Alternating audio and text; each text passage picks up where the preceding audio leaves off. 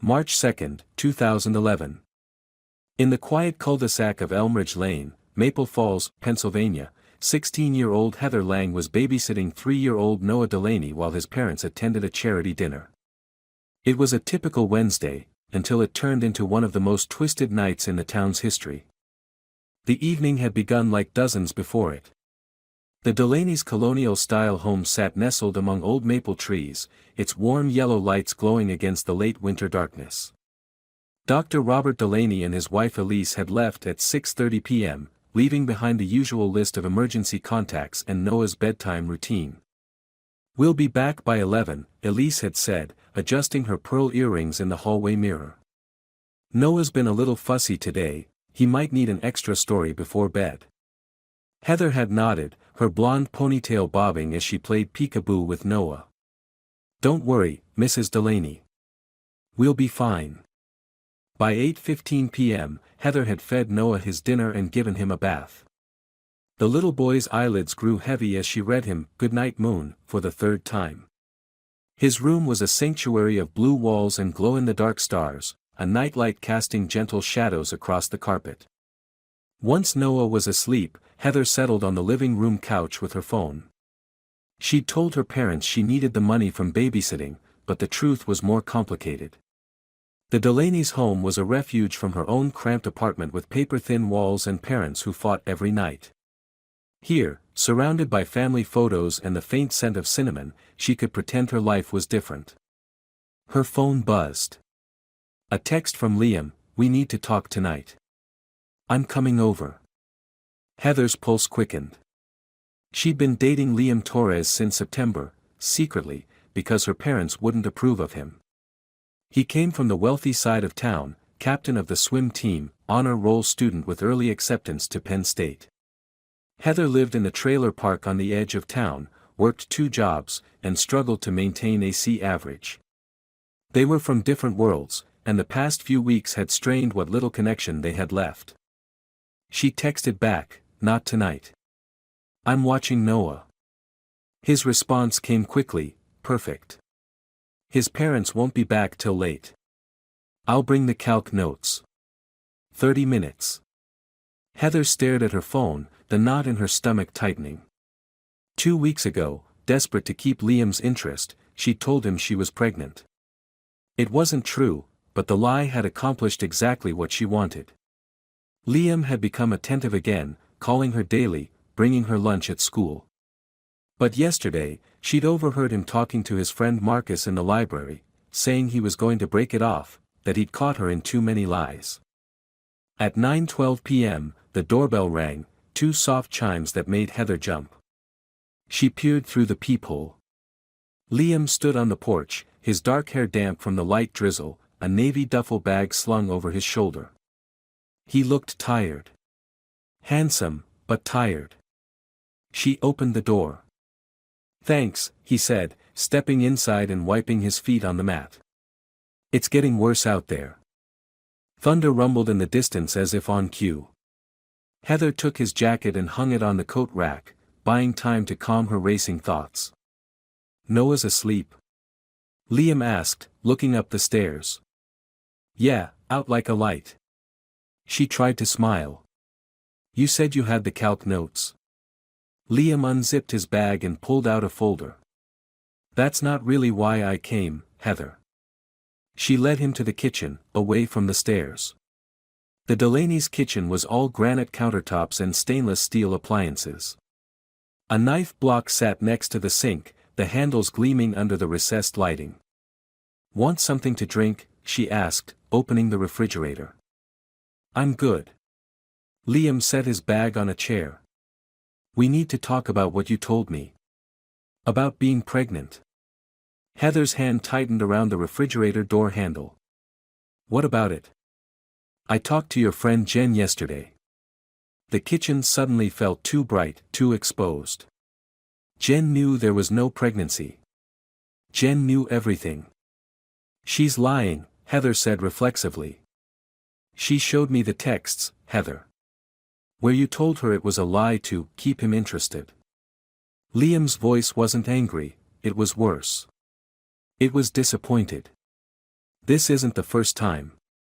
The story about your mom being sick, the scholarship offer from UCLA, all lies. I can explain. No more explanations. Liam ran a hand through his hair. We're done. This isn't healthy. In the baby monitor on the counter, Noah stirred. A small whimper, then silence. You can't break up with me, Heather whispered, her voice strained. You don't understand what I'm going through. I've tried to understand. 4 months. Liam zipped his bag closed.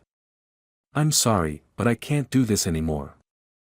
As he turned to leave, Heather grabbed his arm. Please, Liam. I need you. No, you need help. He gently removed her hand. I've already talked to Ms. Winters at school. She can get you to talk to someone. You told the counselor? Heather's voice rose. About my private life? I'm worried about you. The baby monitor crackled with Noah's cries. Upstairs, the little boy had awakened. Now look what you did, Heather hissed. She laughed bitterly, tears in her eyes. He can't know what I said.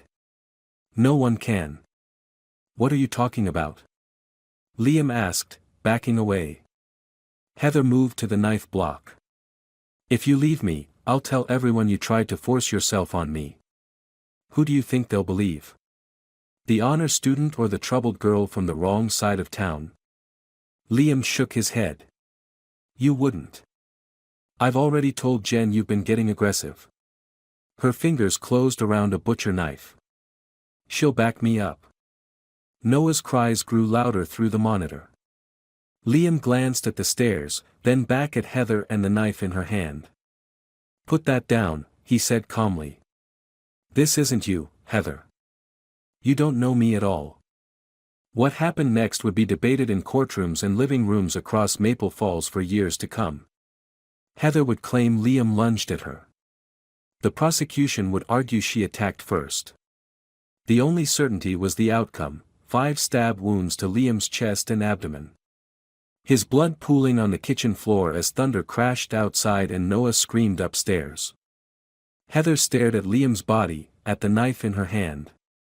For 7 minutes, she did nothing but stare. Then, mechanically, she walked to the hall closet, pulled out her phone, and dialed 911. At 9:36 p.m., she whispered into the receiver, "There's someone inside. I'm hiding in the closet. The baby's crying. Please hurry." By the time the police arrived, Heather had composed herself enough to craft a story. A stalker. A break-in. Self-defense. The officers found her in the hallway, clothes disheveled, hands shaking. Upstairs, Noah was in his crib, alive but screaming. And in the kitchen, blood. Lots of it. Officer Mark Callahan, a 10-year veteran of the Maple Falls Police Department, was first on the scene. He'd known the Delaney family for years, their son had played Little League with his own. The sight of the kitchen made his stomach turn. He was obsessed with me, Heather sobbed as a female officer wrapped a blanket around her shoulders. Following me everywhere. I was so scared. Detective Vanessa Reed arrived 20 minutes later. Unlike Callahan, she wasn't from Maple Falls. She'd transferred from Philadelphia 6 months earlier, bringing big city skepticism to small-town crimes. Walk me through it again, Detective Reed said, sitting across from Heather in the living room while crime scene technicians photographed the kitchen. I put Noah to bed around 8, Heather recounted, her voice steadier now. Then I was watching TV when I heard a noise at the back door. It was him, Liam Torres. He's been stalking me for months. And what happened when you saw him? I ran to the kitchen to call the police, but he followed me. He had this crazy look in his eyes. He said if he couldn't have me, no one would. I grabbed the knife to protect myself and Noah. He came at me, and I just reacted. Detective Reed nodded, jotting notes. Did anyone else know you were babysitting tonight? Heather shook her head. Just my parents. Dr. and Mrs. Delaney arrived home to find their street blocked off with police cars. They pushed past the officers, frantic about Noah. When they saw Heather, Dr. Delaney demanded answers. "What happened in our home? Is Noah all right?" "Noah's fine," Detective Reed assured him. "He's with a female officer upstairs. Ms. Lang was allegedly attacked by a classmate who broke in. She defended herself." Mrs. Delaney collapsed into a chair. "Attacked? Who would?" "Liam Torres," Reed replied, watching Heather's face closely. "Did you know him?" "No," Mrs. Delaney whispered. "Should we have?" Detective Reed's instincts, honed by 15 years in homicide, told her something wasn't right. Heather's story was too neat, too practiced. And there was the matter of the back door, unlocked but with no signs of forced entry. The case against Heather began to unravel the next morning when Detective Reed received a call from Marcus Chen, Liam's best friend. Liam and Heather were dating, Marcus revealed, his voice thick with grief. 4 months. In secret. He was going to break up with her last night, that's why he went to the Delaney's house. He told me he was worried about how she'd react. Reed pressed for details. Why was he worried? She'd been making up stories. Telling people she was pregnant with his baby. Liam found out it wasn't true. By noon, Reed had obtained a warrant for Heather's phone. The text messages between her and Liam painted a disturbing picture, not of a stalker, but of a troubled relationship spiraling out of control. Then came the security footage from Roger Whitman's doorbell camera across the street. It showed Liam arriving calmly at 9:12 p.m., knocking twice before Heather let him in. He carried a duffel bag, not the actions of a stalker breaking in, but of an expected visitor. The final piece of evidence came from the baby monitor that had been recording in Noah's room. At 9:21 p.m., Heather's voice was clearly audible. "He can't know what I said." No one can. Confronted with this evidence, Heather's facade cracked. It was self-defense, she insisted to Detective Reed in the police station interview room. "Maybe I let him in, but he got violent when I wouldn't take him back." "That's not what the evidence suggests, Heather." Reed laid out the text messages, the security footage, the audio recording. "Tell me what really happened." Hours later, Heather offered a new version. She and Liam had been studying, they'd argued about her lies, and she'd snapped. It wasn't premeditated, she claimed. Just a moment of rage. But Liam's parents revealed something far more calculated. Heather had been stalking their son, not the other way around. She'd shown up uninvited at their home multiple times. She'd created fake social media accounts to monitor his activities. And most disturbing of all, she'd threatened to ruin him if he tried to leave her. The district attorney charged Heather with second-degree murder. As news spread through Maple Falls, the town divided sharply. Some, like Heather's English teacher Mrs. Gonzalez, insisted she was mentally unstable and needed psychological help, not prison. Others, including most of Liam's friends, saw her as a manipulative sociopath who'd planned the murder to punish Liam for rejecting her. Noah Delaney, too young to understand what he'd witnessed, began having night terrors. His parents took him to a child psychologist, but the damage was done. Something dark had entered his life, and it would shadow him for years to come. The trial began 9 months later. The prosecution painted Heather as calculating and vindictive. Her defense team argued diminished capacity, that years of emotional abuse at home had left her unable to process rejection in a healthy way. On the stand, Heather appeared contrite. "I didn't mean to hurt him," she testified, tears streaming down her face. "Everything just went black. When I came back to myself, he was on the floor and I had the knife. I panicked." The jury deliberated for 6 days. In a shocking turn, they deadlocked, 8 for conviction, 4 for acquittal. A mistrial was declared. Rather than face a second trial, Heather accepted a plea deal for voluntary manslaughter. She was sentenced to 12 years at the Muncie State Correctional Institution. Detective Reed never felt satisfaction in the outcome. "Some cases stay with you," she told a reporter years later. "This wasn't justice, it was damage control." For the Delaneys, the aftermath was devastating. They sold their home on Elmridge Lane, unable to live with the memories. They moved to Oregon, where Dr. Delaney took a position at a new hospital. Mrs. Delaney quit her job to stay home with Noah, who continued to struggle with unexplained fears and anxiety. Liam's parents established a scholarship in their son's name at Maple Falls High School, awarded annually to a student demonstrating honesty, integrity, and kindness.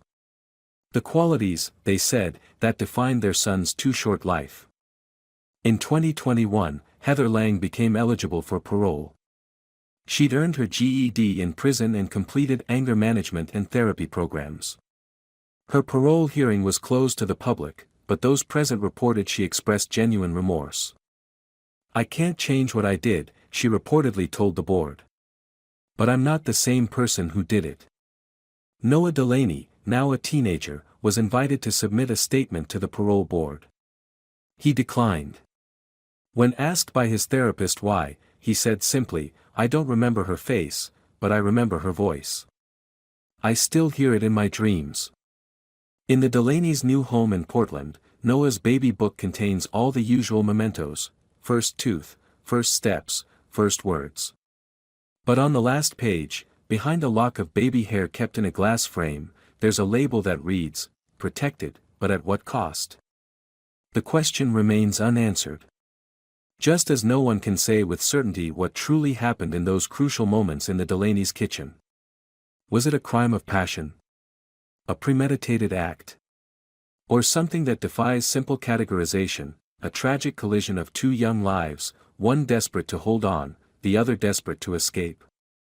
Detective Reed, now retired and living in South Carolina, still reviews her notes from the case each year on the anniversary.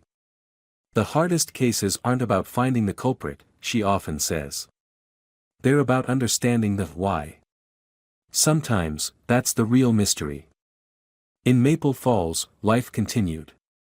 New families moved into the house on Elmridge Lane, unaware of its history.